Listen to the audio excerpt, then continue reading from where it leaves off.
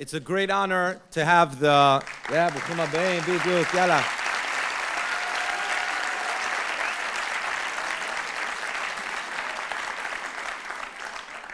It's a great honor to have our opening remarks from the mayor of this amazing city, Chaim Brody Shlita.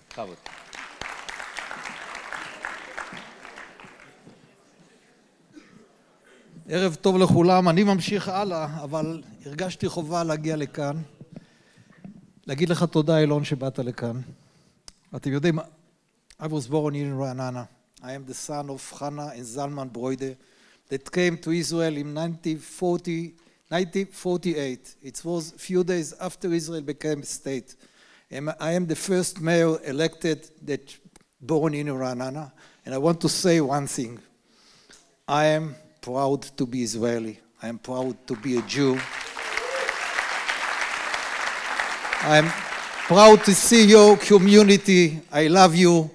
Am Israel Chai. Thank you.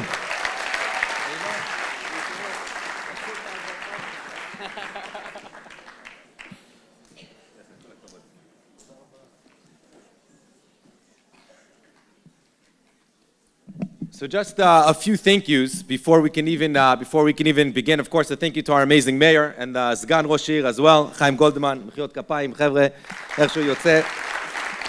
And also a huge thank you to Danny Hutz, to Danny Ash, to Yael Whitefield, and to Yarden Nussbaum for really pulling this evening together in an incredible fashion. So I think we should, if we're already starting, we have so many Jews in one room, we'll start with a Perik Tilim. We'll say tefillah for the chayalim, a tefillah for the shuim, and then we'll get in. So we'll start Shir HaMa'alot. You can sit, you can stand, whatever you want. Shir HaMa'alot. Say it together with me. Shir HaMa'alot. Esa einai le'arim, ma'ayin yavo ezri. Ezri me'ima Adonai yoseh shamayim va'aretz. Al yiten lamot raglecha, al yanum shomrecha.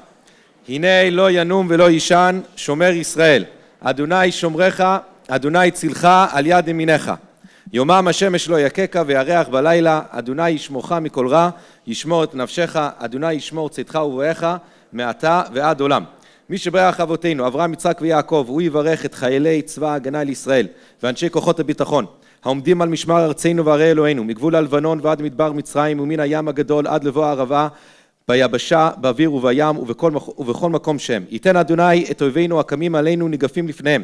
הקדוש ברוך הוא ישמור ויציל את חיילינו מכל צרה וצוקה ומכל נגע ומחלה, וישלח ברכה והצלחה בכל מעשה ידיהם. ידבר שונאינו תחתיהם ויעטרם בכתר ישועה ועטרת ניצחון, וקוים בהם הכתוב, כי אדוני אלוהיכם ההולך עמכם להילחם לכם עם אויביכם להושיע אתכם, ונאמר אמן. מי שברך אבותינו, אברהם, יצחק ויעקב, משה, אהרון, יוסף, משה, אהרון, דוד ושלמה, הוא יברך וישמור וינצור את נדרי צבא הגנה לישראל ואת כל השבויים והשבועות הנתונים בצרה ובשביה. בעבור שהקהל מתפלל בעבורם, הקדוש ברוך הוא ימלא רחמים עליהם ויוציאם מחושך וצל מוות, ומשרותיהם ינתק ומצוקותיהם יושיעם ויושיבם מהרה לחיק משפוטיהם. יודו לאדוני חסדו ונפלותיו לבני האדם, וקיים בהם מקרה שכתוב, ובדעי אדוני ישובון ובאו ציון ברינה ושמחת עולם על ראשם, ששון ושמחה ישיגו ונסו יגון והנחה, ונאמר אמן. Can be seated, and now we can start. It's no secret that our nation, our country, and really the Jewish people all over the world are at war. And this war has a few fronts. We have in Gaza, we have up north, Yehuda v'Shomron. There are brave soldiers going out every day and fighting. But then there's another front of the war, and that is in the media rooms, on Twitter, on TikTok, in social media. And it's a rampant war of anti-Semitism. It's a war of truth. It's truth versus false. Truth versus blood libels. That we're killing innocent civilians. That we're committing genocide. That we're bombing hospitals. Like, blood libels are things that I never thought I would witness. When I was a little kid growing up, so my grandfather, by Pesach, so we would have Dalit Kosot. And one of the Dalit Kosot, he always used to have a white wine. Usually supposed to have all red. I asked him, Saba, why do you have a white wine? So he said, my grandfather used to have a white wine to remember the pogroms and the blood libels that they used to say that the Jews used to drink non-Jewish blood. So to remember that, we always, and his grandfather had all of them white, so like that you don't accuse him. So he said, to remember that, we have one bottle, one cup of white wine. And I was growing up, I was like, really? Blood libels? Like, we're in Israel. We're past that. We're beyond that. But unfortunately, we're not. Unfortunately, you see this more than us. But tonight, who we have with us tonight, we have a general in this war, Sayeret Matkal, a war hero, we can call you, Eylon, really, who's on the front lines in really, yeah, מגיע לו מחיאות כפיים כמו שצריך. In the front lines, defending the state of Israel and defending the Jewish people. The Jewish people are the ones who taught the world what it means, kabet et avicha v'et imecha, lo tirtzach, have respect for your animals, tzar b'alei chayim. And they're accusing us of all those things. That's a terrible chilul Hashem. That's a desecration. And you're standing on the forefront of that. And you're defending the Jewish nation and the Jewish people everywhere. And we salute you. And we want to say thank you. Really, from the omek of the lev, we want to say thank you. Really incredible. What's amazing is that in the beginning of this week's Parsha, Parashat Beshalach, Kriyat Yam Suf. So we get to Yam Suf, we left Mitzrayim, we're at Yam Suf, and there's a nation that's chasing us. They want to wage war. The Mitzrayim, they want to kill us. We don't know what to do. We dive into Hashem, and what does God tell Moshe? Don't stand, go.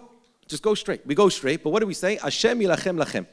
God is going to fight your war, and that's what happens. The sea splits, we walk right through. Amazing. Life is great. At the end of the Parsha, all the way at the end, there's another war.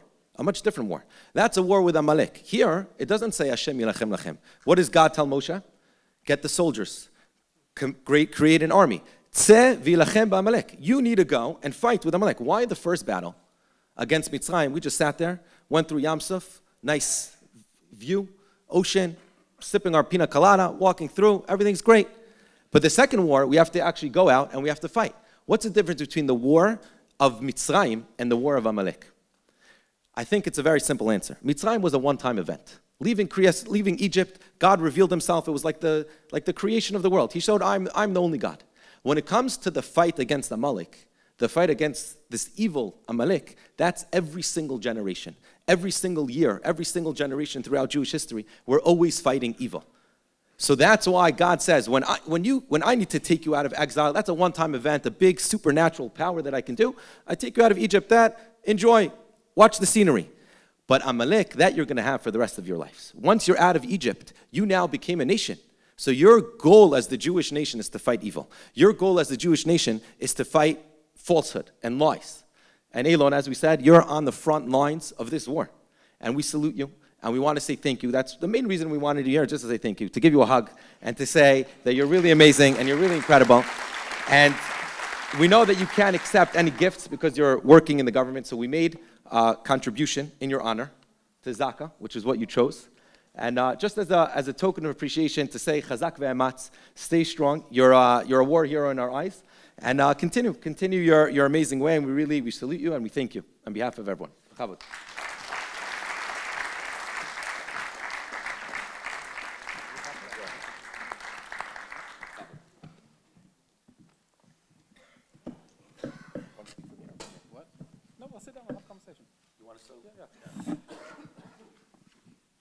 It's my turn? What? It's my turn? Okay.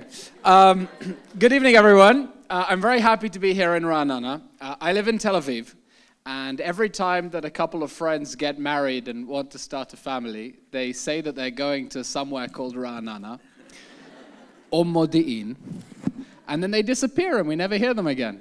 So I'm glad to be here and discover this is a real place, after all.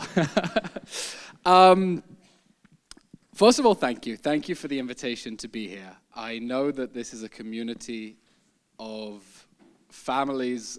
Basically, every family has someone who is serving in the army right now in Gaza or up north. The genuine war heroes, the people who are literally on the front lines, the people we salute. I know there are bereaved families in the audience as well, so I want to take a moment, first of all, also to salute them for their courage and their bravery.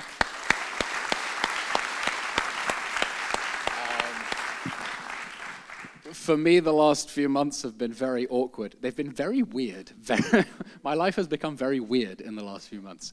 But very awkward as well, because I find myself on the front lines of the media war and having all this exposure at the same time that other guys my age, younger, older, have been sitting in a tank for the last 2 weeks without showering, and they're the real heroes, and they deserve all the praise and all the credit as well.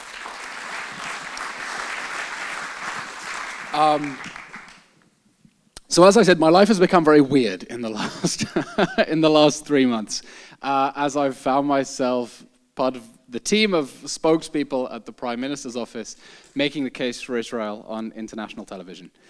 When the October 7th massacre happened, I was not a spokesman for this government. I was a private citizen. Some of you who might have watched Channel 12 in the last few days might know what I was doing before this war started. And I'm proud that when the massacre happened, we did something that broke the pattern of Jewish history. We dropped our Jewish wars and we came together. After a period of intense and painful political polarization, when we said, let's go our separate ways, Kingdom of Israel and Kingdom of Judah. And you know what? That's not enough. Let's go our own ways, Jerusalem and Babylon. We don't need the diaspora. We don't need you. Suddenly, we did something that Jews actually haven't done throughout history in what the author Amos Asael calls the Jewish March of Folly.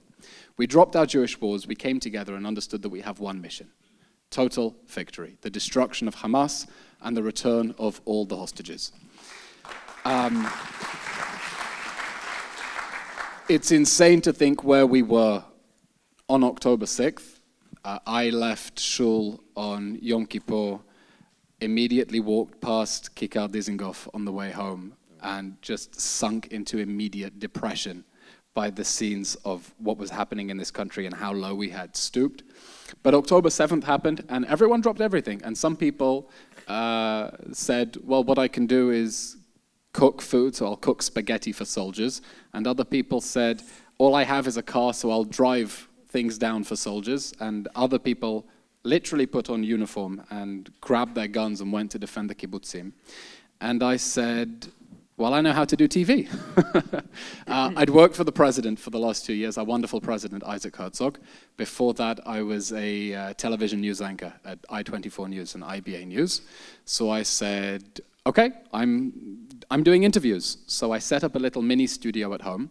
I took a pile of books, put them on the dining room table and put my laptop on top. Took the bottle of protein powder. I haven't been to the gym since this war started.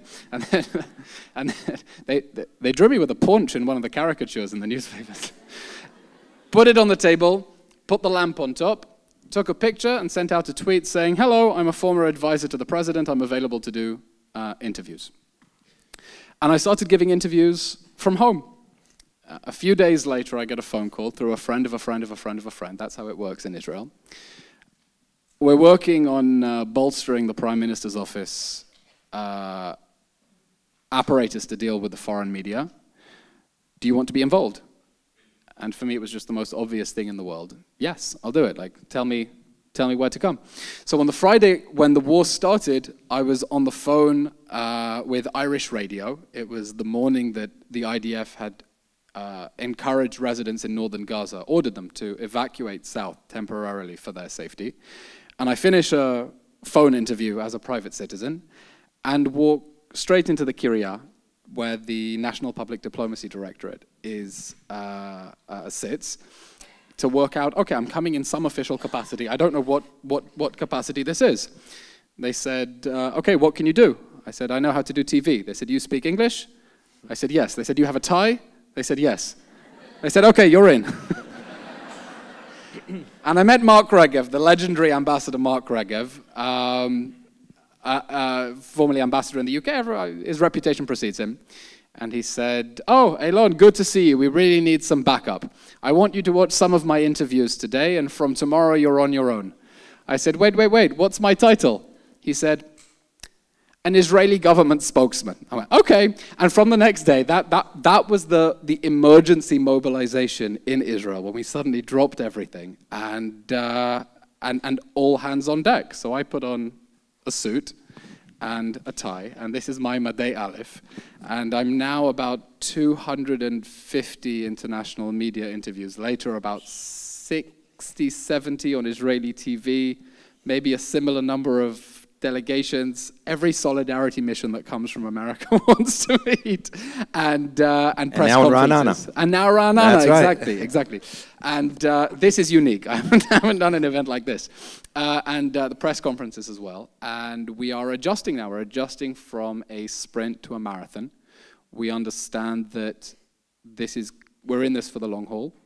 And who knows that better than parents of people who are in Miluim, for whom this is their life now, being stuck on the Kav or inside Gaza. This is our new normal. And we're trying to adjust. And the Israeli experience has always been about trying to find normality in the most abnormal circumstances. We can't get used to the abnormality. We have to keep screaming and reminding people how utterly insane and mad this situation is. We can't get used to it. But we're prepared for the long haul. And we understand, and this is something that, a misconception that I face when I deal with the international media, they don't understand how united Israeli society is around this war. They think perhaps it's an element of choice. They don't understand that we view this as existential and necessary, and we understand that there simply is no future for the state of Israel or the Jewish people in a world in which an army of terror can reduce whole families to the sort of human ash we haven't seen since Auschwitz and get away with it. They don't understand that it is simply not an option for us to abandon 136 hostages in the hands of the terrorists we fear are starving and torturing and raping and executing them in the terror dungeons. And everyone in Israel understands why we are fighting to bring back the hostages and make sure that Hamas can never do this again, as it is threatening to do. And it's a battle that everyone here has a role to play, not only with the extraordinary volunteering that we've seen, and people who've been cooking and driving, and of course all the people who are in active service, and that's a debt we're never going to repay, but also on the Hasbara front. At the end of the day, no one cares about Israel. They care about Israelis. They care about the real stories of real people. And getting involved in the arguments that are taking place online, not abandoning that battlefield, sharing stories about the hostages and the survivors, keeping up that battle is something that all of us can do. I don't think people understand how much power they have in this little machine in their pockets. Yeah, I have a nice sticker on it. You can order these online. How much power we have to produce content, to share content, because there is a big movement that is trying to violently intimidate us, make it impossible to speak up for Israel. And we can't let them win. It's a terrifying fight for Jews in the diaspora. Received a huge slap in the face on October 7th. And we understand just how much we're all in the same boat together, and how much we need each other, and how much we're there for each other. And I hope that when this awful, awful war ends, we'll remember this incredible moment of Arvut Adadit and Ahavat Israel. And not only will we never go back to the 7th of October, we'll also never, ever go back to the 6th of October and the way that our society was then. So thank you, all of you. Thank you for the incredible donation you made to Zaka. I chose Zaka because they went through 3 years worth of equipment in 5 days.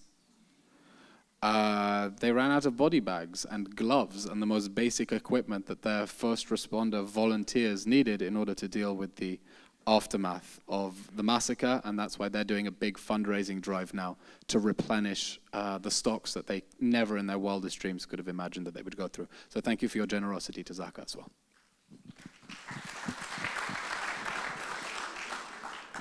Amazing. So let's begin the discussion part of the evening.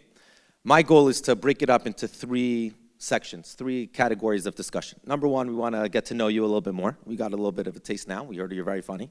So we want to see more of that, hopefully.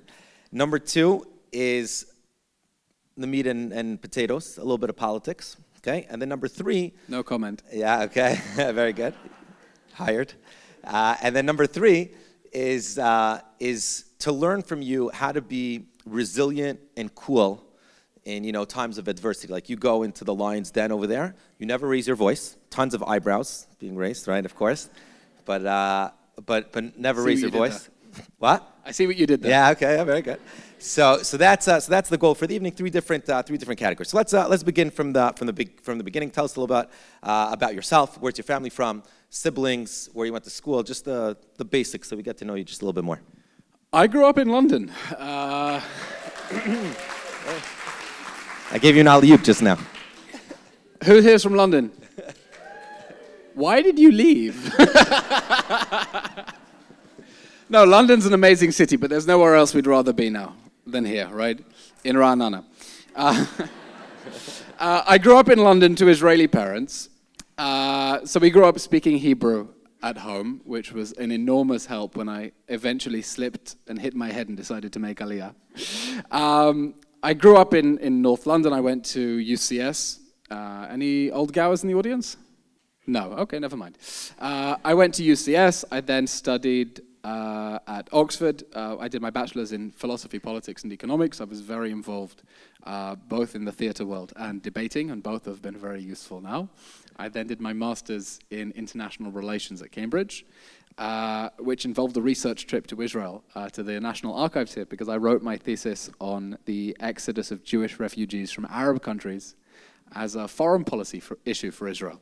I said, look, this is happening at the same time as the displacement of Palestinians during the 1948 war. At the same time, Israel is absorbing a similar number of Jews from Arab countries. How did that fit into how Israel related to the question of the Palestinians? That was my thesis. And then when I finished my master's, I said, okay, I've done Oxford, I've done Cambridge. What's next on the list? IDF. So on the last day of Tzuk Eitan, I boarded an EasyJet flight and came to Israel in order to serve in the army. It was the most stressful flight of my life because as we were landing, a little kid pressed his nose to the window and said, "Daddy, Daddy, I think I saw a rocket." And you just have to take a deep breath. But I landed, and it turned out that the war had in fact ended half an hour before I landed. 12 hours later, I was at the Bakum to enlist. I thought I was coming to enlist during a war. Thankfully, it was over by then. I arrived at the Bakum. I said, "Hello, I've come to enlist in the army." And the very, very surprised Mashakit, she did eyebrows like I did with the K. Burley thing, said, "You know you don't have to, right?"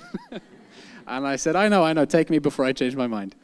I spent a fascinating year working, serving in Kogat, Matpash, we were basically the point of intersection between the Israeli army, the Palestinian Authority, and the international community, working on the reconstruction of Gaza. After the last war, how do we get electricity in? How do we get water in? How do we get concrete in for people's houses? And it all went down the drain. So I have a lot of mixed feelings about that year in the army and what that was all about. And then I've been here since then. Started in media, from media working for the president, and now I found myself representing Israel in the course of the October 7th war. When you get married, you're going to move to Ra'anana? Well, it's that or Modi'in. I'll have to check them both out. Okay, we have a lot of shatchanim in you know.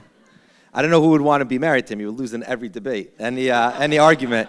It's like, but you should know the Jewish woman. They do a good fight. They'll put up a good fight. You know, they say with Joe Lieberman when he was running for vice president with Al Gore. Yeah. So when he lost, so he came home and his wife didn't find out yet. And he said, "Why are you so upset?" So he said, "Oh, you didn't hear? We just lost. Thought I was going to be the vice president. Now I'm nothing." So she looks at him and she says, "Don't worry. In our house, he'll always be the vice president." Good one. So, not a real story, is it? You can ask him. Ask Hadassah. So, what's your favorite Jewish holiday? It's a tough one between Pesach and Yom Kippur. Really? Explain that. Yom Kippur used to be my least favorite holiday. I mean, I grew up secular. We didn't go to shul. We just knew that what I'm not allowed to do is use my phone or switch on TV, and it was a miserable day. And then when I came to Israel, I did my first Yom Kippur with the wonderful community of Ein Prat, and suddenly discovered a completely different Yom Kippur of everyone dressed in white, standing on their feet and singing the most beautiful tunes, and experienced it as just the most beautiful, uplifting experience. and I look forward to it. Look forward to it every year. Toss up between Yom Kippur and Pesach, because there's just nothing that beats the theatricality of the epic story of the Exodus as well, and connects to Parashat HaShavua as well. It gets me every time, and also any holiday that involves drinking minimum 4 glasses of wine. Exactly. Also speaks to me. Amazing. In the parsha, when we're fighting Amalek, so Moshe Rabbeinu, he's standing on a mountain and he holds. You're not allowed to use the Amalek metaphor anymore. No, we're not using it. We'll get to that.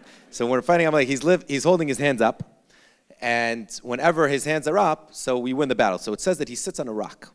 We should try that now. Right.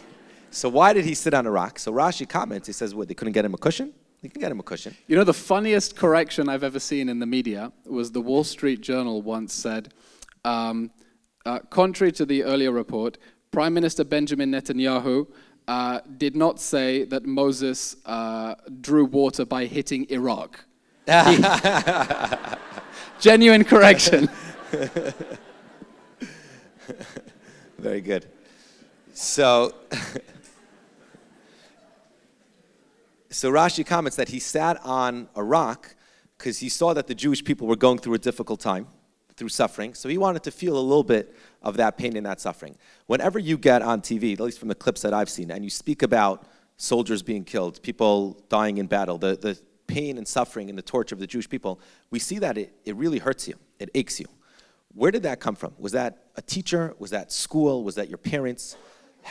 Where did you learn that? And how would we be able to give that over to our kids? Where did I learn to feel pain that soldiers are being killed in battle? It's just a basic human response. I was just now outside looking at the names of the Chalalim from Ra'anana. And many of them are familiar because I begin every press conference by reading the names of the fallen soldiers. Yesterday, it took 1:40 to get through the names of all 24 soldiers. It's not easy emotionally, but you suck it up and you carry on. I think some people abroad think, oh, soldiers, okay, these are like these macho action men heroes. No, these are people who had ordinary jobs, working in tech or being waiters or just ordinary jobs, ordinary lives, get plucked out of ordinary lives and told to be heroes. And I don't think people abroad understand that these are just our friends and family who have been told to put on uniform and go and defend their country, because if they won't, no one will. And then we're all going to die, so they understand why they're fighting. Let's go into more of your work and your being on the forefront of in the media. So do you ever give up hope? Meaning you're walking into a studio, BBC, you know they're going to slaughter you. They're going to try to slaughter you, okay? And yeah, good luck. Right, exactly. So you're going up against real anti-Semites. Do you ever feel like you've moved the needle? Like you're ever going to convince them? Are we ever going to convince when we, retweet something? And let me rephrase that the other way, okay? I'll put it in the other direction, really to draw out the questions. In the past 3 months, when you've been interviewed and debated, whether moderates or radicals, has your opinion changed in iota since the beginning of October 7th? And if it has or it hasn't, how do you expect the listeners or other people's for their opinions to change? First of all, I don't have opinions. I have only policy. I don't think that I go into these interviews and they're all anti-Semites, or even most of them are. I don't think I've had any interviews where I've left and said, he was a nasty anti-Semite. There is bias, there is misinformation, there are skewed perceptions. At least at the level of the major interviewers, I've never felt that it comes from a place of anti-Semitic hostility. But we have corrections and perceptions that we need to try to fix. When you're debating a Palestinian spokesman, a Hamas spokesman, I've never had the pleasure of debating never had a Hamas that? spokesman. Okay. I think it's better for them just to be interviewed by themselves, and they do my job better than I possibly could. Every time they open their mouths, it's amazing. So why do you think the rise in anti-Semitism has gone up clearly throughout the world? Why do you think there is such a rise in anti-Semitism? Why do you think people hate the Jews? And is there anything we can do to fix it, in your opinion? Wow, talk about big questions, huh? So you get paid the big bucks. Halevai. Afterwards. There's an amazing book by the academic David Nirenberg called Anti-Judaism, where he talks about how throughout history the role of the Jew in the Western mentality has always been to help them understand who they are not. If they're capitalists, the Jews are communists. If they're communists, the Jews are capitalists. If they're nationalists, they're cosmopolitans. Cosmopolitan, nationalists. He talks of 300 years of history in Western Europe in which there isn't a single Jew there because they've been kicked out of Europe and France and everywhere else. And people are still accusing each other of being Jews and Judaizers. Sometimes it really has nothing to do with us. It's other bigger cultural battles that people are having. And the Jew has just always been the most convenient metaphor through which to understand them. And it has nothing to do with us because they're projecting their own fantasies onto us. It's why in America, which has its own very painful history of racial oppression, they understand this conflict in racial terms, which makes absolutely no sense. As anyone who looked at a front page of a newspaper just today and saw the ethnic mosaic of the soldiers who were killed yesterday can tell.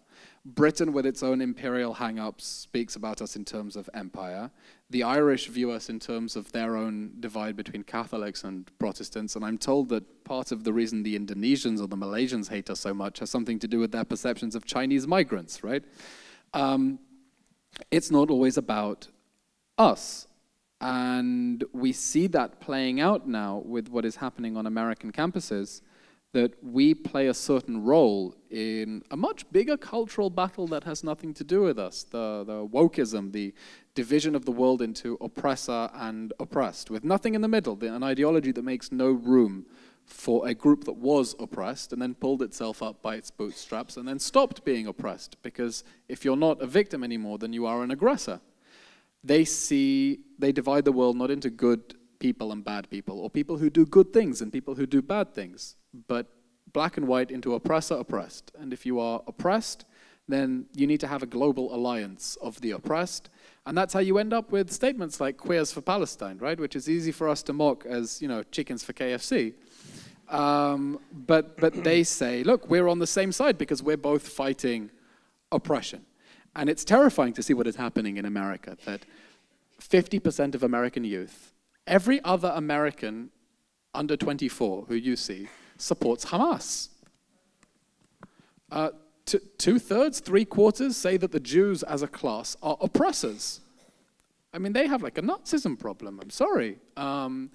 It has grown to truly monstrous proportions, and if nothing is done, this is potentially a very serious existential threat to the Jewish people.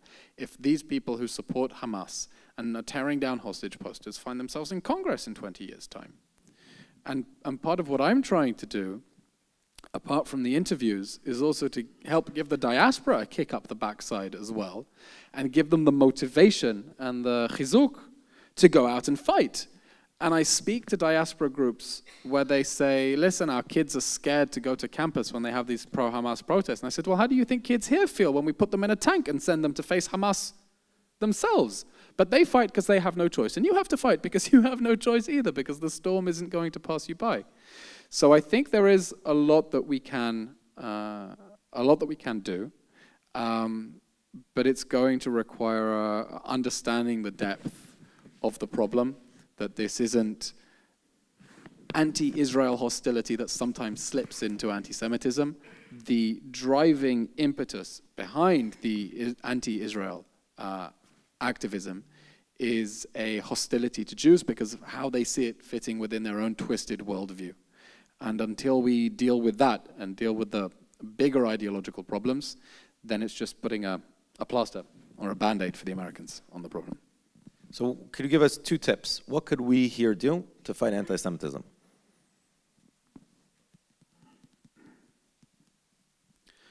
Look, we're doing the most we can do to fight anti-Semitism by going after the biggest anti-Semites of them all. Okay? Everyone who is down in Gaza right now in battle with Hamas is fighting anti-Semites. The October 7 massacre was a massacre perpetrated with Nazi-like cruelty and Nazi-like efficiency in the service of a Nazi-like ideology. that despises the Jews and sees them as the root of all evil. What can we do to fight anti-Semitism around the world? First of all, give strength and encouragement to friends and family who are in the diaspora, because they're feeling scared and intimidated. And I like to use the word Gaza-lighted, or Gaza-lit, okay? The enemy is trying to Gaza-light them. It's trying to make them doubt their own sanity and humanity and morality by making it impossible to speak up for Israel, and make them doubt, wait, is Israel really in the right? Is it really doing the right thing? Can I speak up for Israel? And giving them the strength and the courage of their convictions is absolutely critical, so that they can fight for their place in the diaspora. Because as much as a Zionist, I'll say, come, make aliyah, the diaspora also needs to stand its ground and fight for their place, because the United States is not going to be the United States without its Jewish community. What convinced you to make aliyah? What was like that moment you're like, okay, I'm coming? I told you I slipped and hit my head. No, okay. How did you slip? I wanted to serve in the army. I wanted to serve in the army. I finished, it was a thought that I'd had in my mind for a long time, to come and serve in the army. And when I finished my master's degree, I said, it's now or never. And in particular, I went on March of the Living during my master's year. And it was such a powerful experience standing there, wrapped in the Israeli flag, just meters away from the rubble of the crematoria, singing Hatikva. And it was such a powerful experience that I said, okay, I think this decision has been made for me.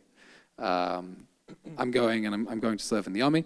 And by the way, not necessarily out of an intention to necessarily stay. I said, I'll dip my feet in the water and see what Israel is like. It's really fun to go to the beach in December. So here I am, 10 years later. Is the government doing all it could to release the hostages?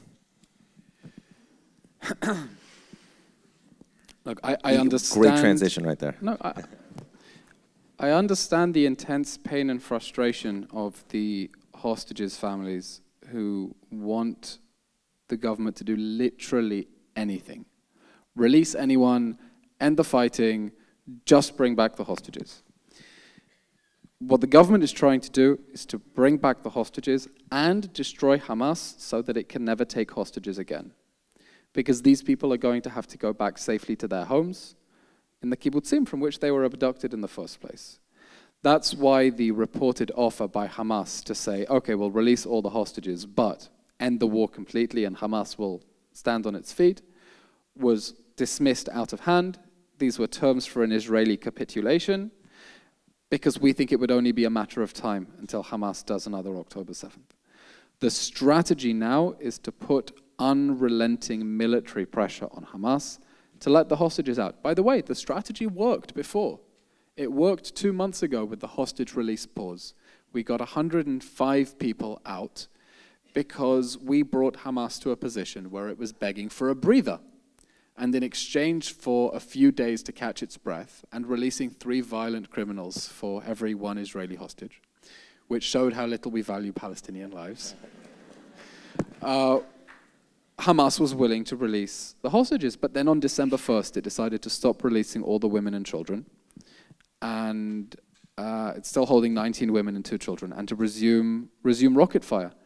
And so we are absolutely doing everything with that strategy of putting unrelenting military pressure on Hamas to release the hostages. All sorts of proposals on the table. And I really hope, I really hope that we can get them out immediately, because this has been going on for too long, and I don't know how the families find that strength to keep fighting. The way that the hostages' families have come together and have organized and have mounted this incredible response to fight for their children is inspiring, and I think one of the most inspiring civil society mobilizations in history. So the sentiment amongst Israelis, amongst many, I don't want to whitewash everyone, is that in the beginning we were leveling, north of us. And now we took a step back. We're taking out a bunch of gedudim, and we're not really putting on as much pressure as we could. Right now, like you said, the hearts go out every time the hostages, their families, hearing them, going to the rallies, listening to them, you cry. You literally just cry. I don't think there's a Jew who hasn't cried multiple times since October 7th. And then you hear the soldiers that fall, and you sit with the families, and you cry with them. And the pain it's unbearable on both ends. And in many ways, the way we view what the Israeli government said is that there's two goals to this war: freeing the hostages and leveling Hamas, like you just said. The problem that most Israelis have is that they think that those two things contradict one another. We can either free all the hostages, and like what a lot of the family members are saying, let's free them, it doesn't make a difference, right? Or we can win the war and try to put as much pressure as possible, and we are not going to guarantee that we're going to free the hostages. So which one is it? Is the Israeli government, meaning, now I understand that you said that they're really trying to do both at the same time. But are they really putting enough pressure? Are we really able to do that? We're trying to do both at the same time because the strategies are consistent, because we're trying to get the hostages out by putting military pressure on Hamas. I wish we had an option to swoop in and do an Entebbe-style raid. Unfortunately, they're not holding them in the arrivals hall of an airport. They're holding them in booby-trap tunnels, and they've scattered them in houses throughout the Gaza Strip. So the way to get them out is through putting the same military pressure that is degrading Hamas's capabilities. That, by the way... Is that pressure still on? Is that same level of pressure on? We are putting incredible military pressure on Hamas. We've killed 9,000 of their terrorists. According to an analysis by the Jerusalem Post, we've knocked possibly up to 60% of their fighters out of action because they're wounded or arrested or killed. We've destroyed the whole of Hamas's military infrastructure in northern Gaza. The vast underground tunnel command centers no longer exist. We've destroyed the weapon production capabilities in central Gaza as well. The problem is we are dealing with psychopaths. We are legitimately dealing with psychopaths who, as far as they're concerned, might be willing to fight to the last woman and child. And so we hope that they will respond to what should be in their rational interests, but we are dealing with sick, twisted, demented psychopaths. And that's very difficult to work with. And we have no good choices. We have no good options at the moment. All we have is very bad trade-offs. Because Hamas has been able to hit Israeli society in an incredibly painful spot. But the policies of the war cabinet in destroying Hamas and bringing back the hostages are driven by the logic that says, we cannot leave Hamas free and emboldened to attack us again as it did on October 7th or as it did in the previous 20 years. We still have the free world behind us in this battle to destroy Hamas. They understand the importance for their own national security, and we're committed to continuing the fight to bring back the hostages and destroy Hamas. And I believe that everyone is committed towards that goal, and I hope we succeed. I hope we succeed, but we have no good choices. We have only bad trade-offs. Rabbi Elkanah Wiesel, he is a soldier that got killed 2 days ago. He was the Rav of an elementary school. And he wrote, and it went viral in the past few days, he left like a last letter. And one of the things that he wrote, I'm translating from his Hebrew, he says, if I'm taken hostage, I request that you do not make any deal to free a terrorist in order to free me. Our national victory is more important. The Gilad Shalit deal freed Sinwar, who perpetrated October 7th. Do you think the release of terrorists for hostages is a moral thing? It's morally correct?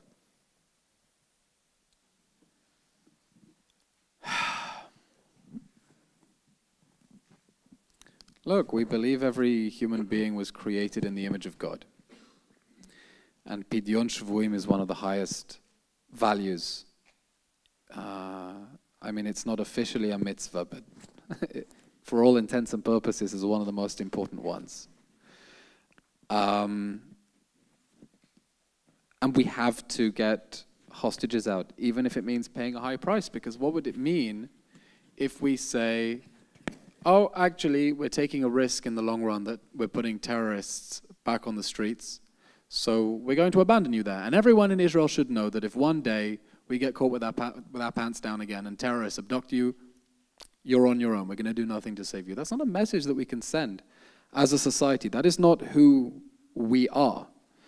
But clearly the Gilad Shalit deal shows the dangers and the risks that we are taking. By the way, I think that's the reason that the interview with Kay Burley, with the eyebrow thing, that I can't believe people are still talking about, went viral and really struck a nerve, because Israelis understand what an incredible risk we are taking by releasing violent criminals back onto the streets, convicted of terrorist offenses. And the idea that the fact that we're willing to do that and pay that price and take that risk in order to get our stolen children back is somehow reflects our immorality is insane, because there is nothing that reflects more our commitment to human life and human dignity than the knowledge we are taking these risks that could put us in danger in future. But if every human being is created in the image of God, then you can't abandon the image of God in the hands of Hamas. Even though we see the repercussions of that, unfortunately. What is the alternative? To tell every Israeli citizen that if Hamas manages to get its hands on you, you're on your own and we're not coming for you? No, the alternative is we're going to fight and we'll go in and we'll never stop fighting until we get you out. But we'll never do a prisoner swap with you. If you're in there, like he said, like Rabbi Elkanah Wiesel said, he said, come get me with an IDF soldier. Don't do a prisoner swap for me. It's really heartbreaking to read those letters written by the soldiers. And I saw a wonderful initiative that has digitized the handwriting of the soldiers and victims of October 7th and uploaded them online as a font so that they can live through their handwriting and people can use that. Look, my job is to go on TV and explain, and I'm glad that I'm not having to make these difficult decisions, because these are impossible moral dilemmas. And on either side, you are paying a price. So you say, how can we possibly pay that price? But we have to pay them. On October 7th, on Simchat Torah, I got drafted. I'm part of the Army's Chavra Kadisha. And on the second day, the first week we were in Shura. And on the second day, we were moving one of the body bags, and ashes fell out. And I found myself on my knees, scooping up ashes and putting it back in. And in that moment, I was thinking to myself, am I in 2023? Or is this what the Jews felt when they were in charge of cleaning the crematorium in Auschwitz? And you and many of the, I guess many politicians have already made that correlation that Hamas is Nazism. I remember that day we had a general that came to visit us, and I told him, I said, Hamas is Nazis, they're Nazis. And he said, no, you can't say that Nazis are like the worst, right? Until October 7th, we can't compare anyone to Nazis. And I said, listen, work with us for a day, and you'll see that Hamas are Nazis. And then that became accepted, that politicians say that Hamas are Nazis. But if Hamas are Nazis, so then why, and I guess this is a follow-up for before, why are we not going in and really trying to fully, I don't want to say, obviously we care for civilians' lives and we don't want to kill anyone that's innocent, but go in there and destroy, just like when America and Europe and UK, when they fought against the Nazis, they went in there, and Nazi is evil, and you wipe them out. So why don't we have, right, people said, you know, October 7th is different than 1948, because now we have an army. Great, let's use it to its fullest capacity. Wow, every time, I mean, we're going to be hearing this for the rest of our lives, all these stories from October 7th. I mean, the idea that you had to kneel down and scoop up ashes is one of the most awful things I've heard. And if Hamas are Nazis, then you don't have to feel that on that day you were the Sonderkommando, you were a member of the liberating army. And that's a huge difference. Yeah, one of the most disturbing thoughts that I had after October 7th was that we've always said the Nazis are the ultimate symbol of evil. Nothing can ever be compared to the Nazis, because it's almost ontologically, metaphysically impossible that anything could ever be as evil as the Nazis. And then October 7th, we came face to face with something that was as evil as the Nazis. As I said, a campaign of Nazi-like cruelty, Nazi-like efficiency, really Nazi-like efficiency. You know, if they killed 1,200 people in the course of half a day, scale that up 6 years and you reach 6 million. Nazi-like efficiency, Nazi-like cruelty in the service of a Nazi-like ideology. And I thought, like, what does it mean for the Jewish people that we can no longer say, you can't compare that to the Holocaust. You can't compare that to the Nazis. Nothing can ever possibly compare. What does it mean to move forward as the Jewish people in the 21st century that the Nazis are no longer the ultimate symbol of evil? Because on October 7th, they found their match. The scale was, of course, completely different, but only because we had the power to stop them, because we were liberating armies, not Sonderkommando. And I think that's a very disturbing theological, philosophical question that we're going to have to confront. We're coming up to International Holocaust Memorial Day. We'll feel it more acutely on Yom HaShoah, that actually, yeah, sometimes you can compare things to the Nazis. And that's a really disturbing and unsettling thought.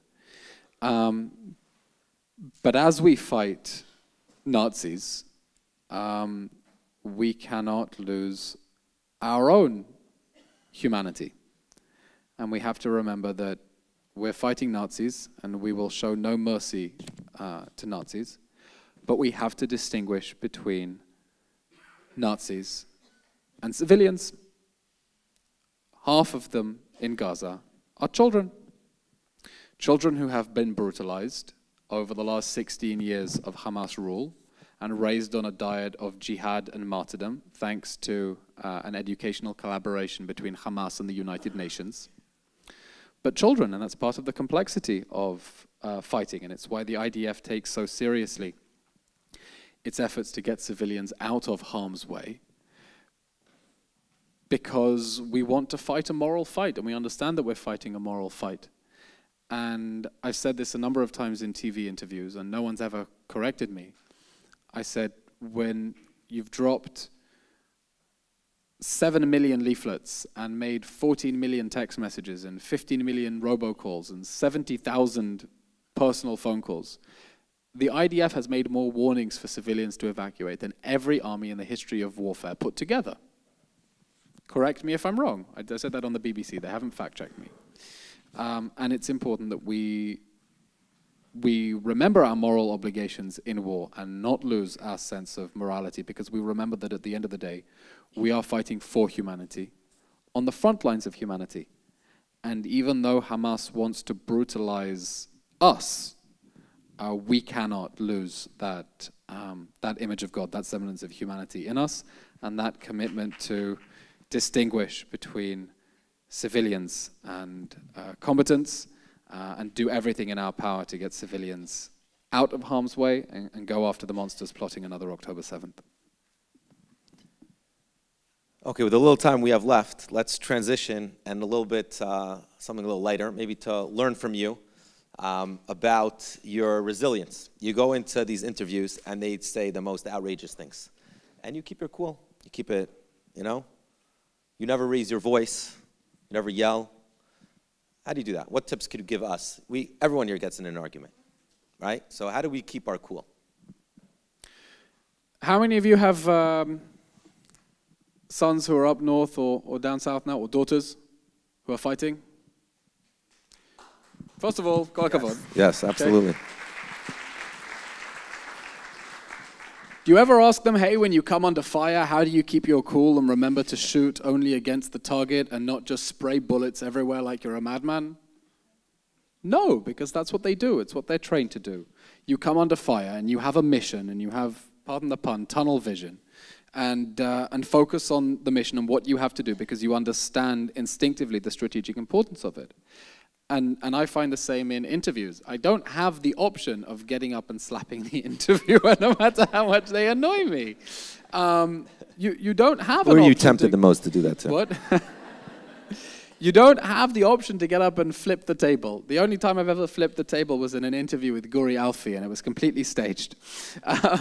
You don't have the option to get up and flip the table and shout at them, because the interviewer has an impression that the Israelis are hot-headed and aggressive and can't control themselves, and that's why they're indiscriminately bombing civilians in Gaza. And if I go on air and lose my cool and show that they're getting under my skin, I'm reinforcing that impression that we're hot-headed, aggressive, and can't control ourselves. And if I remain cool and composed and answer them in a passive-aggressive way, then I show them that actually we have our things in order, and we know exactly what we're doing, and we're acting coolly and in a cool, calculated, rational way. And my demeanor then in the interview reflects for them how the state of Israel is acting. And when those are the stakes, then you just don't have an option. You just do your job. I would add that when you speak calmly, it shows that you're not compensating from something. It says when Yehuda went to speak to Yosef, when Yosef said, okay, you're leaving Binyamin behind, it says, Vayigash elav Yehuda, he gets closer, and he speaks calmly. Why? Because when you're able to speak calmly, that shows that your argument is a powerful argument. When you're yelling and screaming, you're usually compensating for something. So I think that's, you show that you're not compensating for anything, and you're speaking the truth, which is amazing. Let's play an association game, right? So you love these, okay? So basically the way it works is, if you're not familiar, is I'll say a word, and then you can, with 2, 3 words or a sentence, tell us what your association with that word is. So if I say pizza, you can say Italian or Sunday dinner or whatever it is. Ready? Pizza. Margarita. Israel. Jews. Jerusalem. Machna Yehuda. Cambridge. Union. Union? The debating club. Home. Tel Aviv. Sorry. Boo. Now, guys, we'll get him to Ranana. It's a matter of time. Hamas. Nazis. Nazis. Hamas. Moshe Rabbeinu. Moses. 4 glasses. Herzl. Herzl or Herzog? Herzl. Herzl. Completely crazy man. What was he thinking? Sarah Netanyahu.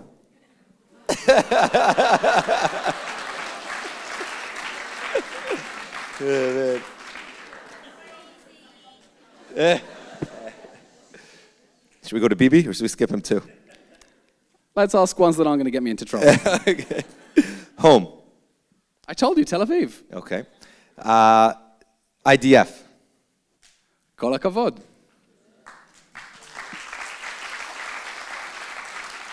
Ranana. Your future home. Not too shabby. Okay. Another thing is that in the world, like when we tweet, so some of us are scared to tweet because what are the responses going to be? You obviously don't care about that, right? Because you get a lot of hate tweet. I actually just before I went on and I looked at some responses of some of the tweets. Now they're really vicious. Yeah. So most of them I couldn't even say here in public. I don't think it's appropriate to say all these words, but I have 4. Do you want to read them? Should I read them for you? No, you read them. Okay. You read them. Propagandist. No, but you have to do it in like a nasty tone of voice. Propagandist extra. I didn't go to theater school, but we'll try. Extraordinate, serial liar, sociopath. At Eylon Levy looks away when he's challenged. Number 1. Number 2. What a twat. Number 3. This guy's a loon. Yeah. This guy's a loon. Number 4. Seek help. You can't be real anymore. Nobody's this stupid. What do you tell people? Now, why am I reading this? Because obviously you're like Teflon. It didn't do anything to you. So what do you say to people who are scared to tweet, scared to put out their opinion out there? And this goes back to what we said originally about fighting anti-Semitism on campuses, wherever it's meant. What do you say to people who will actually hear this, who will, be yelled at? What encouraging words could you tell them to say, don't worry about it, like you do? They're in Indonesia. They can't get you. They're what? They're in Indonesia? They're in Indonesia. They can't get you. And what do you say to the New York student who's on the subway and is spat on and said, you dirty Jew? Keep your head up. Keep your head up. Keep your head up and fight. We need them to organize. We need the Jews in the diaspora to organize, to understand the threat and work together to dispel it, because most people are still very good people and tolerant people and are not racist and do not want to let hate seep into their societies, and I believe we still have the backs of the large majorities in democratic countries.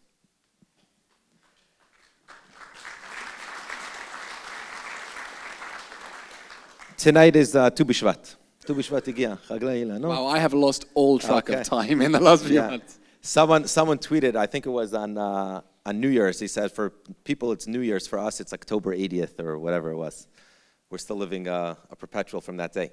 So tonight is Tu B'Shvat, and it's Rosh Hashanah L'Ilanot. Now when we go to the forest, right, or you take a hike, so there's all different types of trees. There's some taller ones, there's some thinner ones, there's some bigger ones, and when you're walking through the forest, you're not saying, oh, why is this one so small and ugly? And why is that one so big and strong? What are you saying? Wow, look how different this one is. Look how different that one is. Look how unique that tree is. Look, and all of these create this beautiful, gorgeous forest that I'm walking through. It says in the Torah, in Devarim, Ki Adam Etz Hasadeh.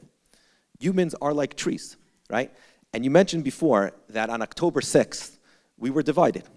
We were fighting. We did not view each other as a forest. Right now, the state of Israel, and I think Jews all over the world, have really come together and say, yeah, you're not like me, I'm not like you, we're different, we have different paths, we have different futures. We hope to welcome you to Ra'anana, so maybe we'll cross paths again. I know I'm hitting that hard a lot. But is he a real estate agent or something? There's a lot here. I'm getting I get the fee afterwards. So I think on many levels we've learned to come to, and like you opened up with that, we're really a family. And when you cut your hand, your whole body hurts. And when part of us gets injured, every single one of us aches in a way that's undescribable. That was October 7th. We rose together, we united, we came together. Now, what I'm hearing from people is that we're slipping back into October 6th. How do we stop that? We have to stop it, right? Each one of us knows, from the far right to the far left, from everyone on all spectrums, we all know that in order to survive in this country, we have to view ourselves as a beautiful forest, that we are different. You're different than me, and I'm different than you, and we each have our own way of living our lives, and nabi gesund. How do we continue that sense of unity, and how do we all walk out of here tonight? And this is really the goal. We heard politics, we heard about you, we heard about your upbringing, we heard you empowered us to be strong and to stand up. How do we continue this sense of unity? How do we feel united living this room, that whenever we meet someone else, even if he's different from me, even if it's a Hasidic guy, that you want to give him a hug and say, I love you. Or it's a Chiloni who is, protesting the opposite thing that you protest, right? How could we get those two opposite sides to love and hug each other and to feel what we all felt as a nation on October 7th, and now people are feeling that it is maybe slowly slipping away? First of all, I like the tree metaphor. Cut us down and we'll grow back taller. I went to, a few weeks ago, I went down to visit the ruins of Kfar Aza. And on the way, we went to pick up our protective equipment from the soldiers nearby. And they had returned from a tour of duty inside Gaza. One of the chaps, in fact, was from Ra'anana. Secular guy, dad of two, works in high tech. And next to him was a Dati Leumi chap from Esh Kodesh in Binyamin with 7 or 8 children.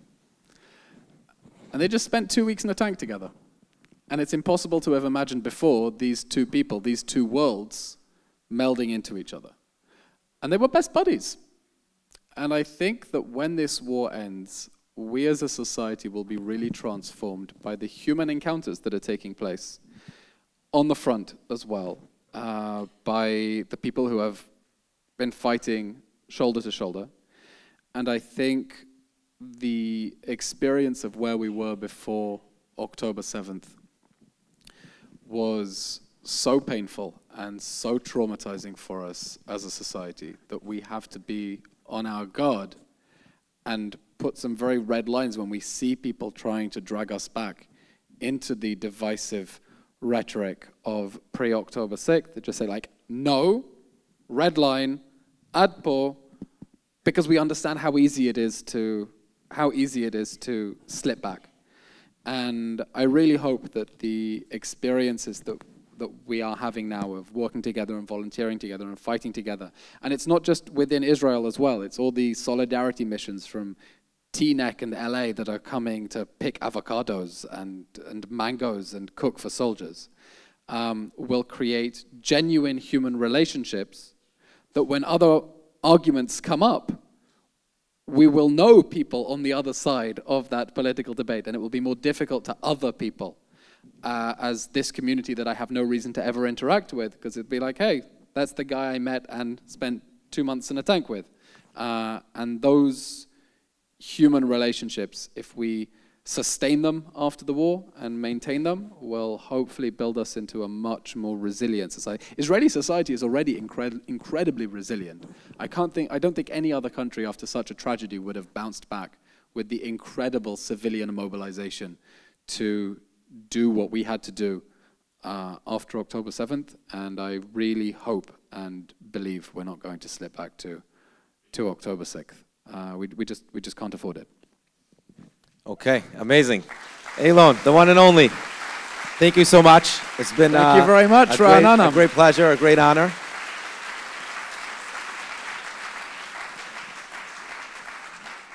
What's the name of your political party after the war? Are you trying to get me in trouble? No. Okay, thank you. I really thank you, everyone. I think we should end tonight. Maybe we'll sing Achinu Kol Bet Yisrael. You know that song? We'll sing Achinu as the last way, and then just really think of, like you said, our brothers and sisters on the front line and the hostages that are there. I don't have the best voice, so I'll just start, and then you guys will help me out. Achinu Kol Bet Yisrael.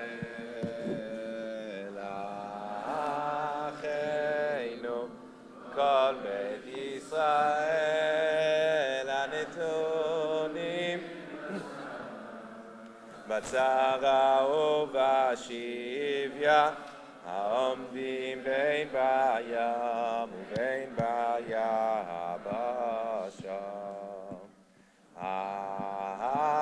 אחינו כל בית ישראל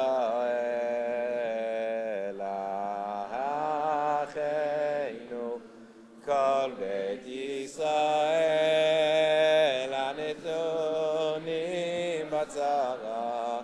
בצרה ובשביה העומדים בין בים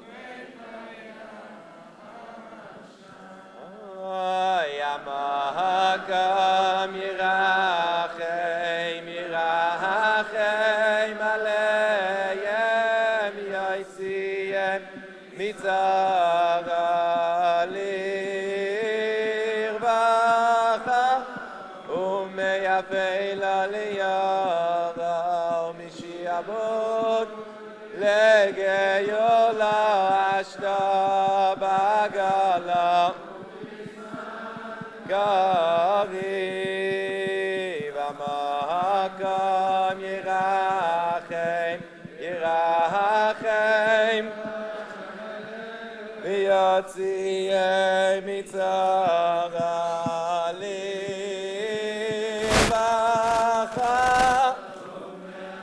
עלייה יראה ומשעבוד לגאולה אשתה